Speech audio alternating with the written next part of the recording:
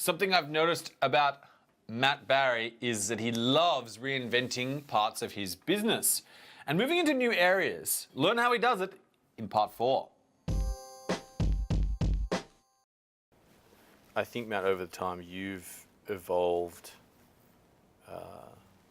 the space of freelancing as well, and you've, from that initial beginning, and the market has grown.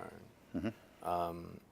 And I think within that as well, but what I'm fascinated by is that you keep reinventing Freelancer. It's like Beyonce. You just keep, creating new businesses, which are, I can see some logic in that, but I can see, how they connect together, because you see a problem and then it's nearby and things like that. And you have a formula. It seems like you like a canonical domain. You like to say what it is on the tin. But can you talk us about, how do you think about reinventing Freelancer as you're going along? What's your decision process? Well, the only thing I think about 3 things, which is revenue. So I try and think about how I can grow the frontline revenue, right? So it's always about, there's a million things you can do today, and what's the thing that's going to make you an extra 8% next month? Because if I can make an extra 8% next month, I can hire a bunch of people that can fix a lot of problems, a lot of technical debt. I can do new things. I can buy companies. I can do whatever. And if you can grow 8% per month every month, you can get to 100% year on year, and so on. And so you have to kind of, just consider deeply every dollar you spend, you make more than a dollar back. So with Freelancer, we've just grown into adjacencies where it's been very simple over time. So we start off with 20 categories: web design, mobile phone app development, graphic design, copywriting, data entry, etc. Then I started adding adjacencies to that. So we've got graphic design, add illustration, add caricature, add whatever. And naturally they just grew. So we went from 20 categories to 1350 categories. We got deeper into the payments.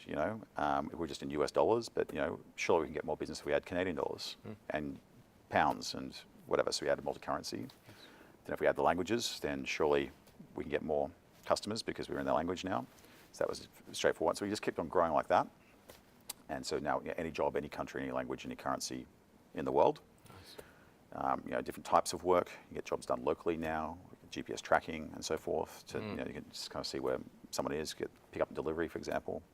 And then there's been the evolution from the market, which is basically, if you think about the whole space more broadly, people have been offshoring businesses for hundreds of years, and then in the 1950s you'd have like a United Fruit Company with a cannery in Panama or whatever, canning fruit.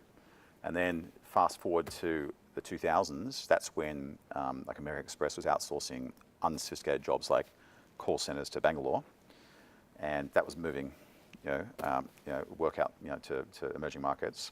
And then through the mid-2000s, you had the whole emergence of BPO, or the business process outsourcing. So that went from large enterprise to mid-sized enterprise, and they're doing more sophisticated jobs like radiology for hospitals, remotely. They're doing tax returns remotely for mid-sized accounting firms.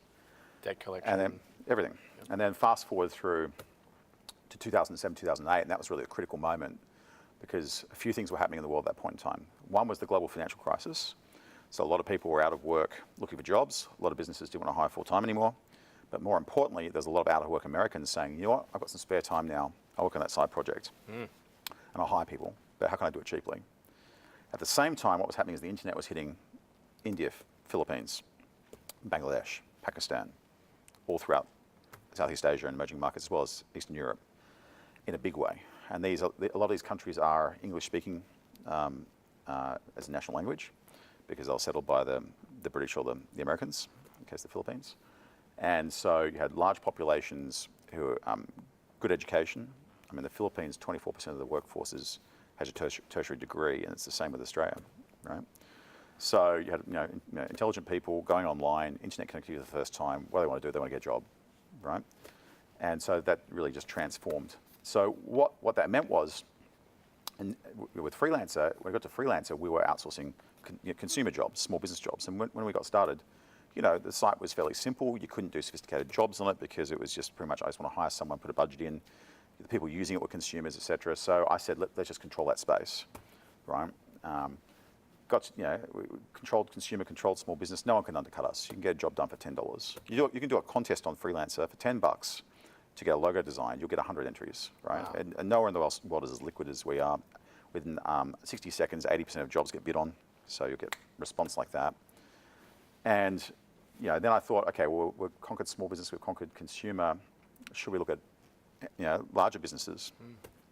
2012, I looked at it, and I hired a business development team. And you go talk to Deutsche Bank. Deutsche Bank would say, "This is great. It's the collaborative economy. It's the future. Let's have a meeting with the stakeholders." You go into the meeting. VP Legal, VP HR, VP Compliance. Where's the work going? Pakistan. Have you done drug tests? No. Background checks? No. Well, we love the concept, but we could never actually use your product. And so I said, then they come back to you and they always say, listen, could we just license the software and load our existing network of suppliers in, and you just have some sort of enterprise software deal with us? And I would say no, because that's a completely different business model. You need to have a lot of expensive salespeople. It's very, very difficult. So I just said no. So I said, let's control consumer. 13, 14, 15, 16, 17, 18, whatever, we completely controlled that space. No one can touch us. In fact, the competitors have said, we just don't want to do jobs less than $500 anymore because it just doesn't work for us. What was happening in terms of the mindset for enterprise was 180-degree phase shift. McKinsey came up with a report that said by 2030, 50% of the American workforce will be freelancers. All the heads of procurement, all the big companies were freaking out. All the staffing companies around the world were freaking out. They had no solution for the freelance workforce. Companies like Uber and Grubhub and so forth had come out to the market showing what you can do with crowdsourcing, and the tremendous flexibility to marshal resources, cost efficiencies, global reach you can get instantly, and tremendous cost efficiencies. At that point, we said, should we look into enterprise a bit more seriously, because the feedback from the enterprises, we're getting inbound every week. You get the top names. You probably use products from these companies today. We're in the process of coming here today. And they'll come in and say, listen, we know we've got to do something, right? We think in the future, 20% of our workforce is going to be freelance. We need a way to be able to cater for that. And so we started getting more serious with them. One of the early adopters was NASA, the space agency. Since 2015, actually, they've been using us. And we've done everything from designing a robotic arm for a free-flying astronaut on the space station. We've done the heads-up display for the astronauts when they do their EVA space walk training in water.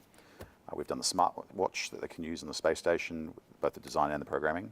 We've done a whole range of different things, dozens and dozens and dozens of things, a whole bunch of logos for various missions and so forth. At the moment, we're designing something for the Gateway ship that's going to go to the moon.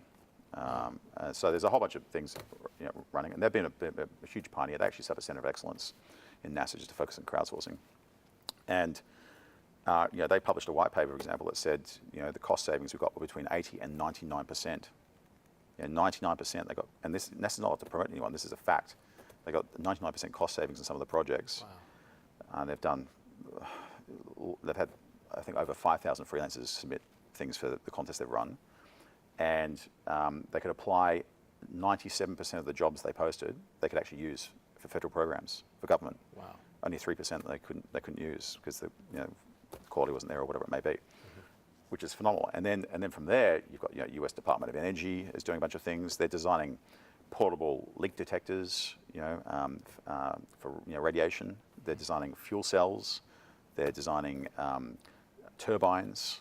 These are all very sophisticated jobs. And the complexity and the sophistication of the jobs went from very simple, small jobs, 10 years ago, to now all the categories we're adding are like astrophysics, aerospace engineering, genetic engineering, biotechnology, and so forth. Wow.